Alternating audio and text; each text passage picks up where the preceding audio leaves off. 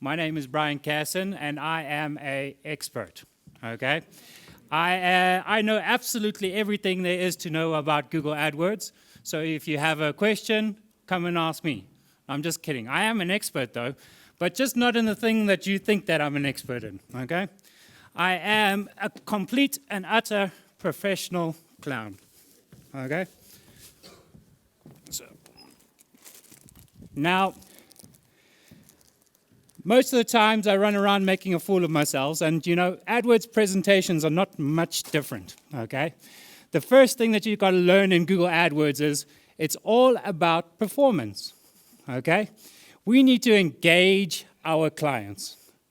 And in the case of kids' parties, who has the shortest attention span ever, okay? It is the children and the CEOs, okay? So they're pretty much about the same thing. So we start off with our AdWords pitch, pretty much like a regular old balloon, okay? We have this idea, but we don't know how to present that idea across to everybody, okay? So you got to remember that you have to take it all in little steps. If you don't make the first move, then how are you going to get your message across, okay? So it's all about trial and error, but eventually you're going to get the flow of things. Those ideas that you have in your head need to come across so that your client can start identifying what it is that you're trying to get across. Okay? So in the end, hopefully, you have something that they understand. Of course, the CEO might come along and change your dog into a giraffe or something like that, but you need to be able to adapt, okay? And the AdWords pitch is pretty much all about that process. So when I first came here, I did some research, okay? Not research on the AdWords pitch. I don't know anything about AdWords, okay? But I know that before I come here, I need to use Qualitex balloons. Why? Because I've done my research and I know that they don't pop, okay? So for your AdWords pitch, you need to be doing something very similar. You need to make sure that you're doing your research, okay? So how many people in this audience are AdWords experts? AdWords professionals sort of fall into that category, okay? I've lost my clicker. Hold on. I'll find it. Here it is. Okay. So, and then how many of you are sales gurus? You sell the AdWords. Might not necessarily know everything about AdWords, but you are there to sell them. Okay, we got a few of those. And CEOs. Any CEOs? Okay. How about clowns, all-rounders? They do everything. Okay, lots of clowns here. Huh? You're the CEO. You are the AdWords expert. You pretty much do everything. Now, the way that you think compared to the way your client thinks is very different. We're going to work with this Dell screen, okay, guys? Okay. So you're thinking in your head, click-through rate, CTR, CPC, CPM, KPI, bid, quality score. That's all that's in your head, right? Is this working, by the way, or am I just shouting? Okay, cool. And now you need to try and relay that information to your client. What you really mean is, I can save you time and money. I can increase your online conversions. I can drive relevant and targeted traffic to your site. I can increase the overall quality of your campaign, okay? I can provide feedback and stats and all the cool images that the client wants to see. And I can help you understand Google AdWords, okay? Because the client has no clue. But what happens is you end up saying CPC, KPI, KPM, bid, budget, and you know, you go on and on and on, and it's panic time, and then you're like, I can get you number one on Google, okay? And then after that, you say, give me your money, okay? Now tell me something. Why is he going to give you his money? You haven't said a single thing to him that he actually understands, okay? So the first thing we need to know is he needs to understand you. Otherwise, you're going to lose the client. Okay, so what Google basically figured out, and the reason that I'm here talking to you guys today, is everybody is very good at AdWords. They know how to do the work.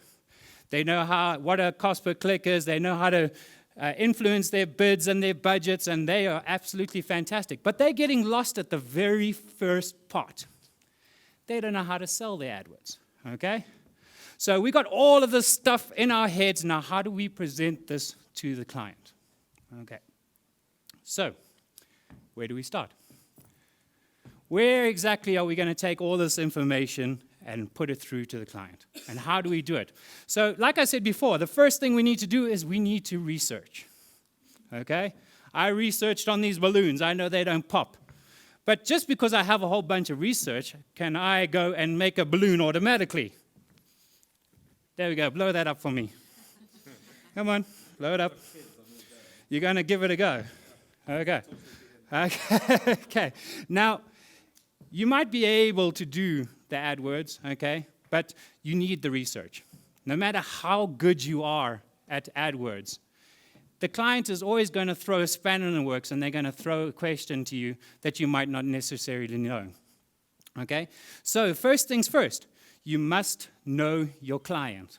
Okay? There's nothing worse than arriving at a client, giving him a huge pitch, and he says, "What do we sell?" And you sit there like, "I don't actually know what you sell. I'm just here to sell you AdWords. I know it works for everybody," okay? So we in this whole impression that AdWords sells itself, which it does in a way, but you need to do your research, okay? So you need to know the history of the client.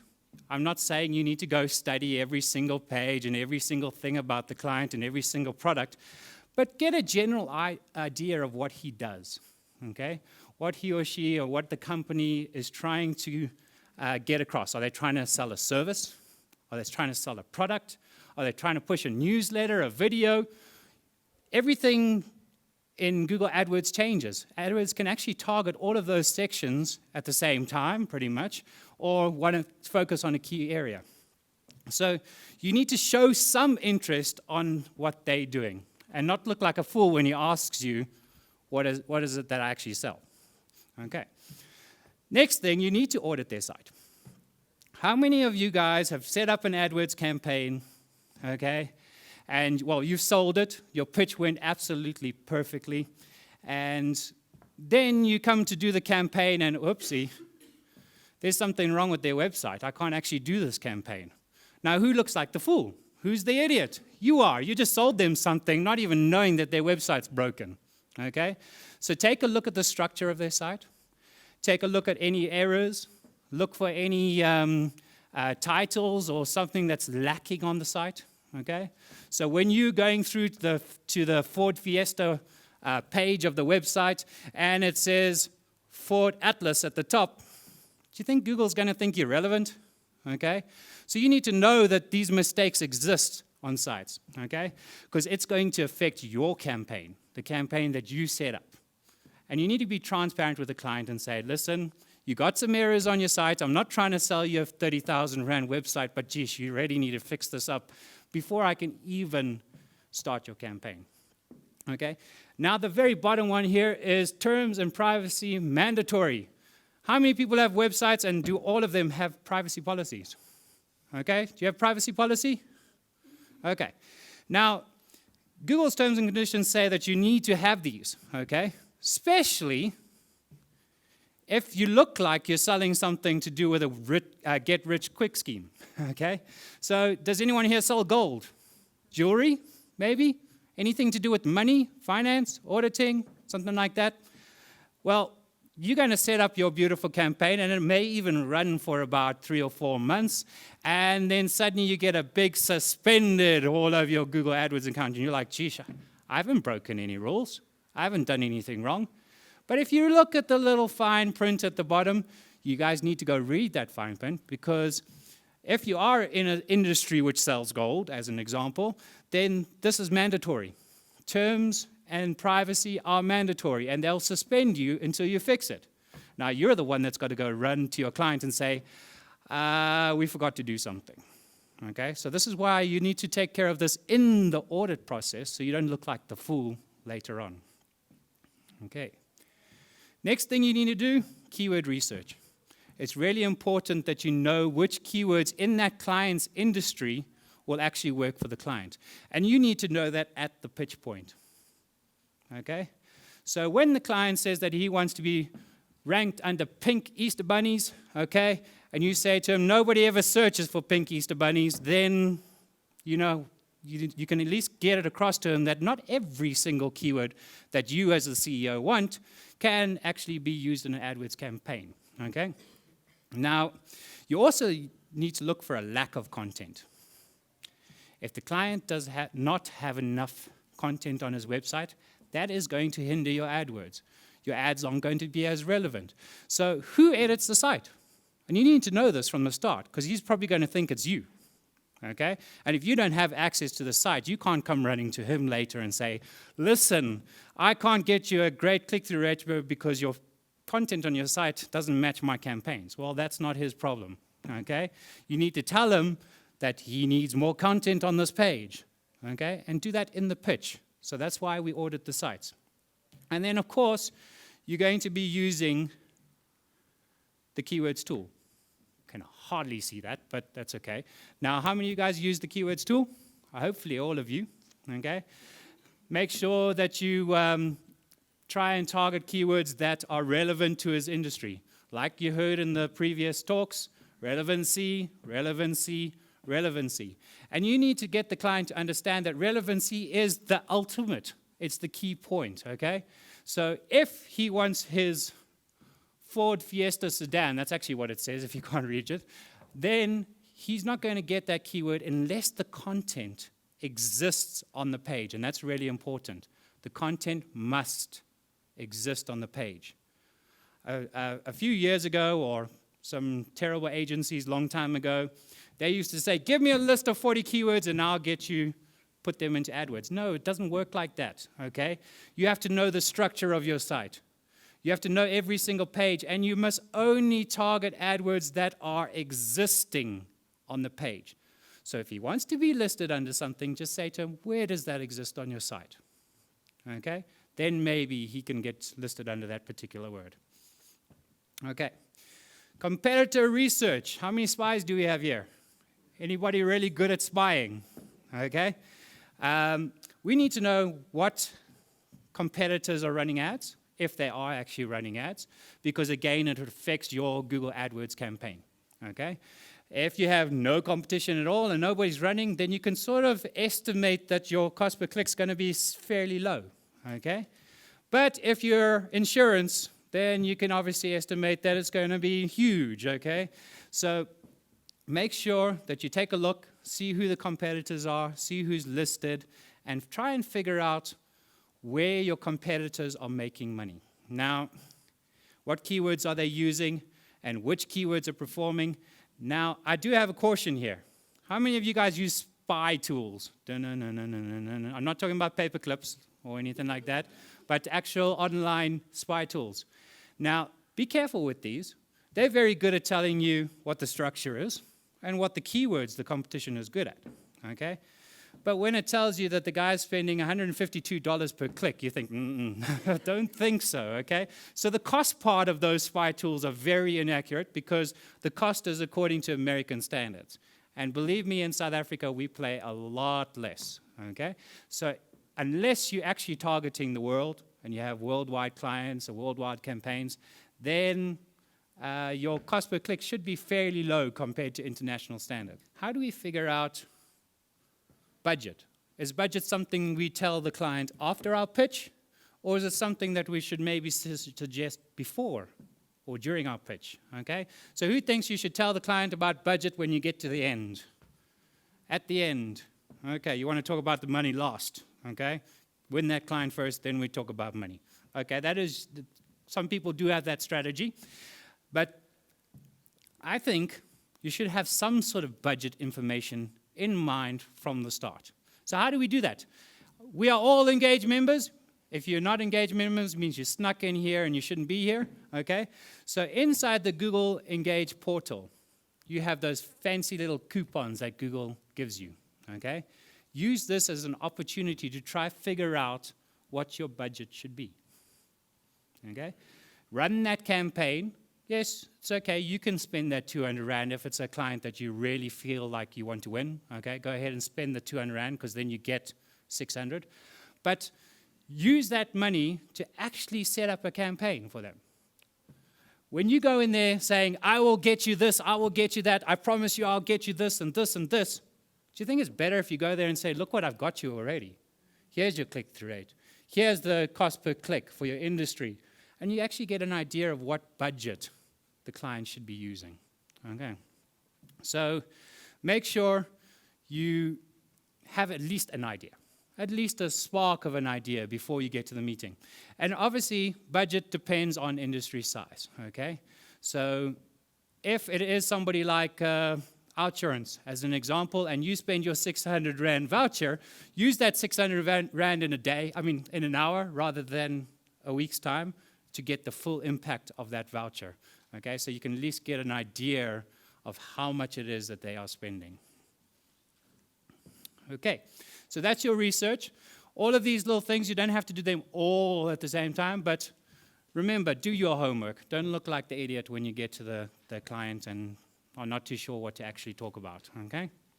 So, who do you send to do your pitch? You're a massive company.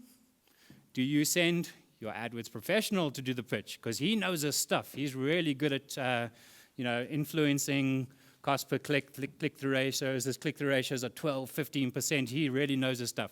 Or do you send your sales guru, okay?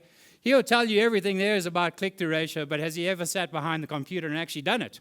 No, okay? Or do you send your CEO to do the work for you, okay? Now, CEOs are great at selling. Only problem is everything they sell doesn't seem to be what you can do, okay? So unless you're the CEO you are the AdWords professional CEO, then it's not always a good idea to be sending him, okay? Because he will sell absolutely everything. Remember, he's the one making the money. Okay, so try not to send the CEO unless he is the expert. Okay, so who do we send? That all depends on the industry. Okay, depends on what you need to get across to the client. Just remember, if you are the sales guru, please, guys, no big words. Okay, with no blonde hair that's kind of curled to the side and jumping up and down on the stage. We don't need all that stuff. Just keep to the facts. Tell the client the facts, and only the facts. Do not try weasel your way in by announcing stuff that might be possible, but is not possible for that particular campaign. Okay, so be careful who you actually send to do the pitch. If you are the all-round guy, then you are lucky. Okay, you get to do all of it at the same time, which is quite nice. Okay, how much do we charge? Do you think it depends on the size of the industry, on how much we're going to charge a client? How many of you guys do this model right here, which is percentage? I charge a percentage of Google's budget for my client. Does anybody do that? So if they are spending 1 million Rand a month, I get 10% of that, and I'm smiling. Anybody in that one? Okay, we've got a few there. Okay.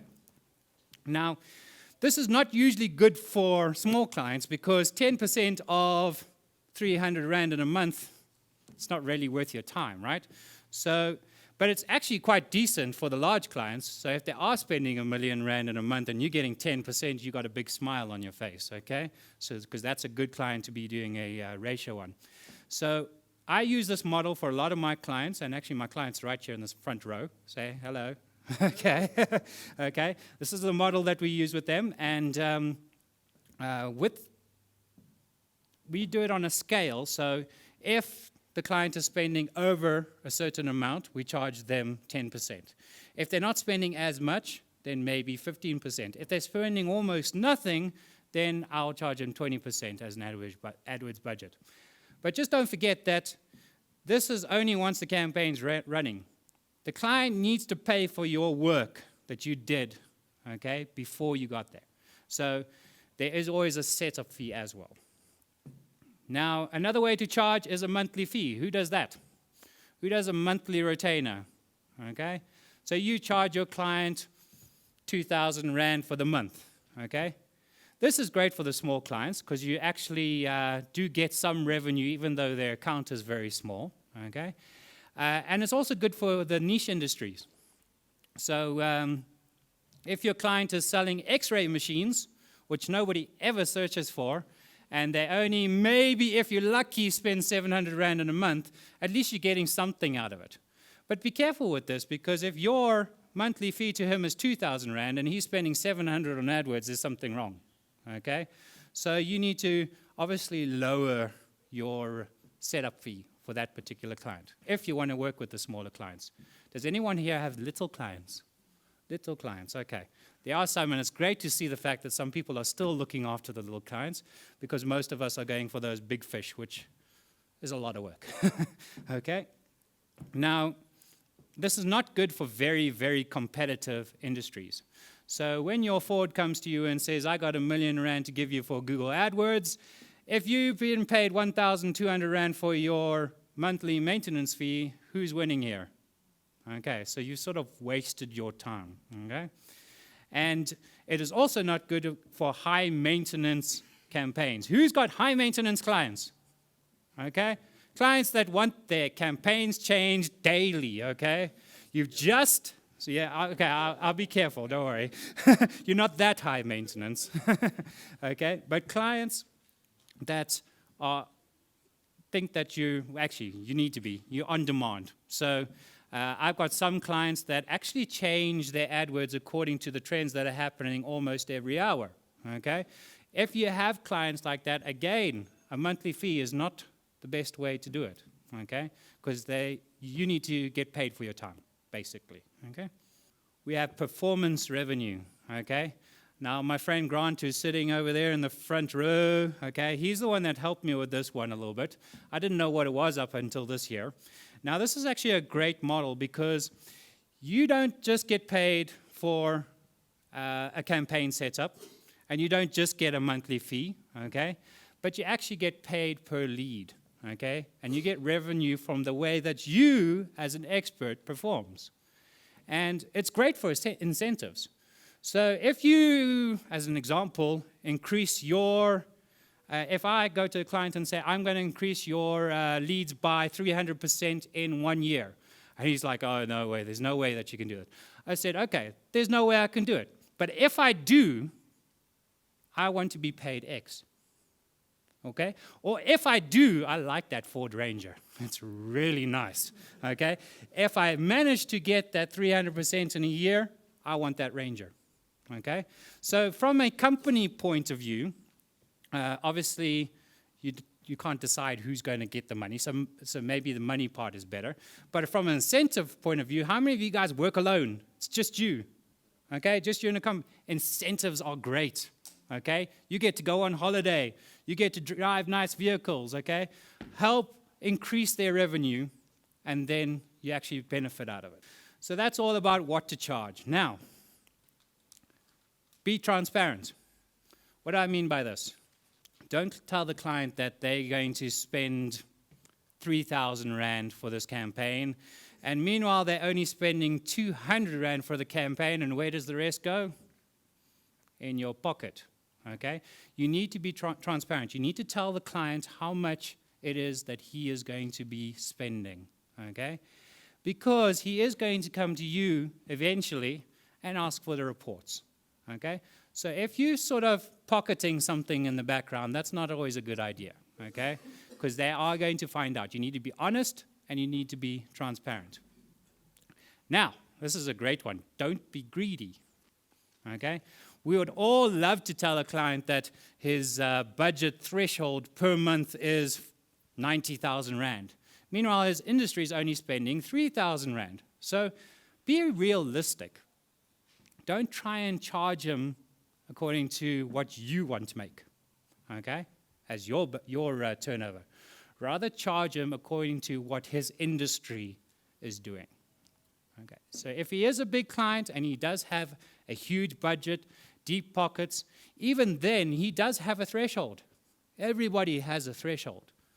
Does everyone know what a threshold is? If I spend 20,000 Rand in 1 day, is it even possible? So if Brett over there, he's still here, gives me 20,000 Rand a day and says I have 1 day to spend that 20,000 Rand on Google AdWords, how many industries do you think actually qualify for that? okay? That's a whole bunch of searching, okay? And if you're targeting only South Africa, good luck trying to spend that in a one-day period, okay? So just be reasonable.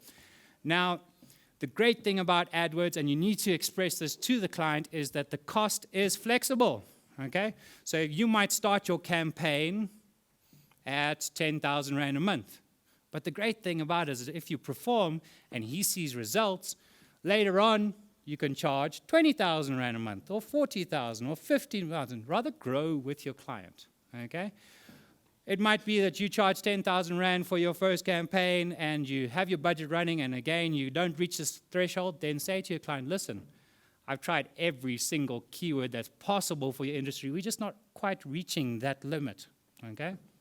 So he needs to know that up front, that a lot of clients will think, if I throw as much money at you as possible, I will get the best results. But they need to know that there are limits, okay? You're not all going to make a whole bunch of money. Now, tools. I know you guys all have tools in mind, little tricks and tips. I'm going to share some of my tools with you today, but no, you're not going to know all of my secrets, okay? The first one we mentioned before is the keyword tool. Once again, make sure that you use this to determine the competition, to determine the amount of local visits there are per month. Now, how many of you guys noticed that there's been AdWords changes this week to their account? Okay? Google loves to change things. They move things every single day. And as an AdWords trainer, which I am, it's impossible to do training because I've just written the training material and off I go to the train and, oh, geez, Google just moved something, okay? But they do that for a purpose, okay? But anyway, that's off track. Keywords tool, make sure you use it and it will give you some good insights. I'm pretty sure you've all used it. Who knows what Prezi is? Nobody knows what Prezi is. Have you seen the way the screen's been flashing and moving all over the place? Okay, that's Prezi. It zooms in. It's a presentation software. So it's quite a nice tool to wake people up, okay? It's a nice tool because you can fit 500 presentations on one little square because it uses vector to zoom into all the different little areas that you want to enhance, okay? Great tool. But if you're boring and traditional, sorry, Google, if you Google Drive, obviously you got your presentation software there as well as the good old PowerPoint, okay? So I have a side note. Do we present the same presentation to every single client? Okay?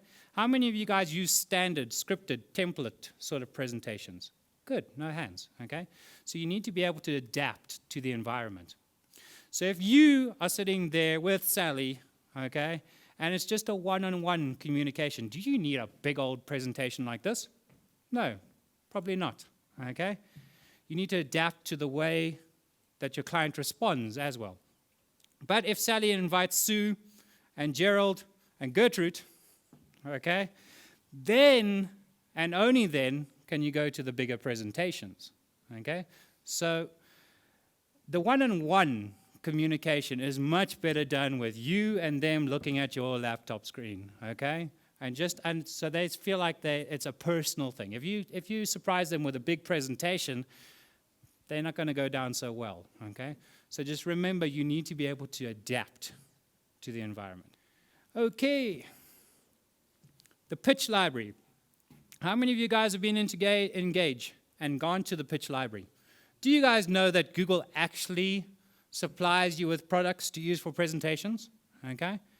They're not saying use our presentations and only our presentations, but it's quite nice because you can see what it is that Google's trying to get across, and you can adapt those and use them in your own presentation. So as an example, they might give you a slide on how to promote YouTube videos, okay? They're even kind enough to tell you how big your logo needs to be, how big their logo needs to be.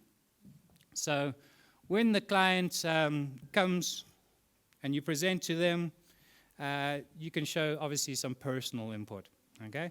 They give you a nice set of instructions, and they're even nice enough to tell you to remove this slide before you go and present to the client, okay? So if you're not sure what to do, then there we go. You read the instructions, and then delete that slide, okay?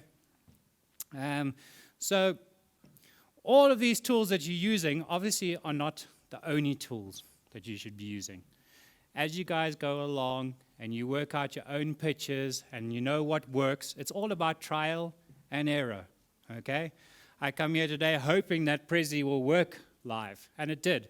So as a trial, it actually worked. But in some cases, it's not going to work, and you need to change that tool and you need to move on, okay? So other tools that you have are Dropbox. Old style, used to take your flash drive, used to give the information of all those nice PDFs and how much Google makes every single year, etc., etc. It's fine to mention those in your presentation, and then the client's going to ask for them, and it's nice to log into Dropbox and say, there we go, there's all of your presentation, all of the documents that we just discussed, okay? Icon Finder, does anybody use it? Okay? Finding vector images for your presentation is hard, because they all got watermarks all over them, and it's impossible to find a free one. So the funny thing is, Icon Finder has the nice sized 256 by 256 images that you can use for your presentation, but you don't have to pay for them, okay? And none of them have watermarks. So this is a great little application. And then obviously you have your own tools that you've used, and you can come tell me about them later, okay? Because I like to increase my knowledge all the time. Okay, so number one rule, keep it honest, okay? We're not here to weasel our way to get Google's money. Google's going to do all the work. You're going to make your money, so there's no point in being dishonest, okay? Keep it simple. Talk in layman's terms. The client needs to understand you. He doesn't know what a CPC is, okay? You basically tell him, if somebody clicks here, you're going to pay X amount of money, okay? So keep it simple. Make sure that he understands what it is that you're trying to put across. And then keep it short, like I've done today. And just make sure that you've taken all the facts and you've presented that to the client, okay? If you have time after the facts to divert to different sections, then go ahead. But again, it's according to your environment. So make sure you keep it short, keep it precise. And those are the pitch fundamentals. Okay. Right on time. Cool.